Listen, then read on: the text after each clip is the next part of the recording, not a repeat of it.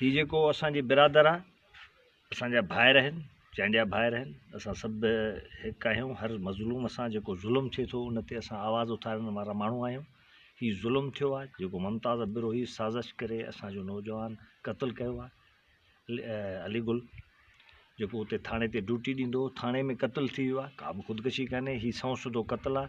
असां इंतज़ामिया खां, हुकूमत खां, IG सिंध खां मुतालबो था कयूं त हिन असांजे मुमताज़ बिरोही समेत जेके बि हिन क़त्ल में इन्वॉल्व माण्हू आहिनि उहे गिरफ़्तार करे हिन मज़लूमनि सां इंसाफ़ कयो वञे। साईं, असांजो अर्ज़ु आहे त मां हुनजो सोट आहियां ASI अलीगुल चांडियो जो। अॼु 9 ॾींहं आहे त हुन जा क़ातुल अञा ताईं ज़ाहिर न थिया आहिनि ऐं असांखे जेसि ताईं क़ातुल ज़ाहिर न थींदा, जेसि ताईं असांजो क़ातुल मुमताज़ बिरोही आहे, मारायो बि असांजो इन मुमताज़ बिरोही आहे।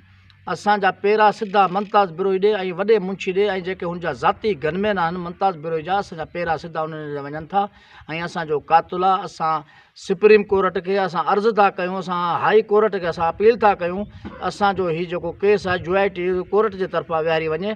असां इन जुआइटी कोर्ट जे तरफ़ां जेका थी असां उन ते मुतमइन थींदासीं ऐं जेका हीअ SP साहब विहारी आहे टीम, उन ते असां मुतमइन न आहियूं। असांखे इंसाफ़ खपे अलीगुल चांडियो जो सोट ASI शहीद जो।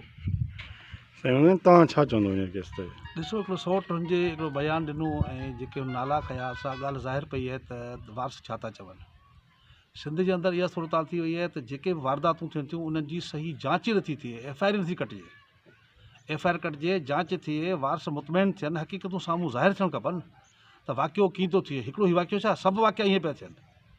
ऐं जॾहिं वॾी सतह ते माण्हू दाहूं था कनि, रोड ब्लॉक था थियनि, माण्हू हाई कोर्ट था पहुचनि, तंहिंखां पोइ FIR थी कटिजे। नाज़िम जो केस तव्हां ॾिसो, ॿिया वॾी केस ॾिसो त हीअ बि केस वॾो सिंध जो हाई प्रोफाइल केस आहे।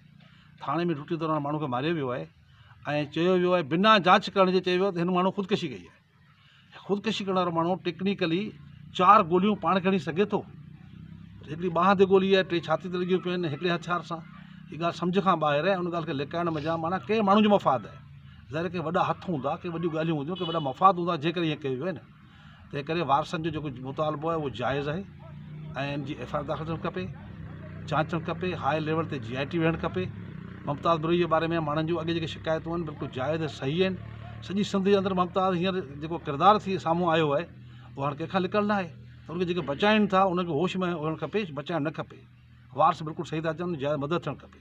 सॼी सिंध उन सां गॾु आहे, सॼी सिंध खे मदद करणु बि खपे बिल्कुलु।